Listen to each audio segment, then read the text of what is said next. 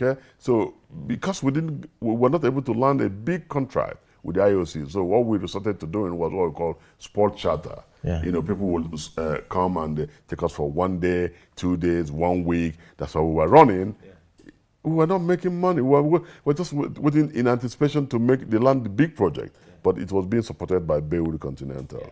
So, and that's one of the things, when Baywood Continental business began to decline, because of the decline in oil activities in Nigeria, the helicopter operation was affected. Because it had not yet built to that level. Because we have not built to that level, it can stand alone. Yeah, because, and we have done it for 8 years, waiting for, because these contracts it takes a while to come, all right?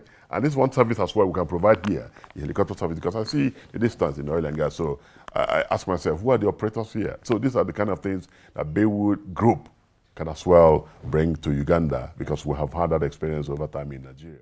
Wow, ladies and gentlemen, Emperor Baywood, you know, a man of many colors. And now we're talking about some really big things here on the CEO Bench. My name is Eddie Okela, and before we break, Emperor, we want to go back to the moment you loved so much. When I interacted with you, keep talking about, I'm a social activist, I'm a youth, you know, empowerment driver, leader in Africa. Let's talk about that as we wind up.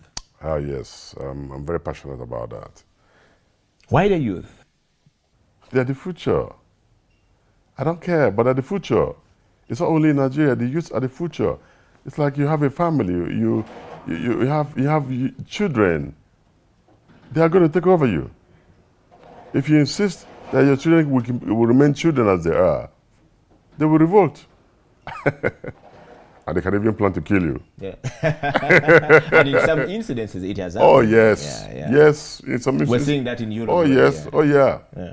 So, I grew up, that's one thing that I'm so passionate about, because one of the things that what drove me into that is, again, philanthropy comes with, there must be something must strike the chord. Something struck the chord for me. And that thing gave way to my philanthropic nature. And I began to preach it, I began to talk about it, I began to say, listen, unless we were these guys, we're in automation age, right? This time we're in automation age. And one of the studies I did is, why do we have our fathers and our grandfathers still as the dominant players in our political life? Or political lives?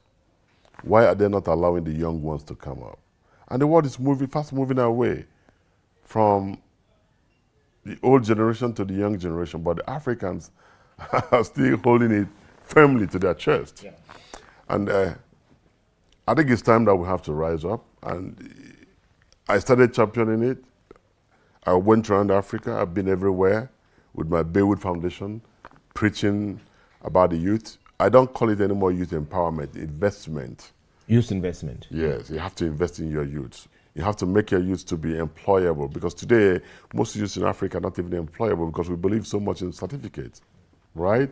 Other than substance of skill. Other than substance of skill. Yeah. Okay, so yes, without downplaying education, without downplaying educational qualifications like going to universities and everything, but I think we have to, again, consider vocational training, skill training, you know, exposing them to the realities of life, not just stay in the classroom and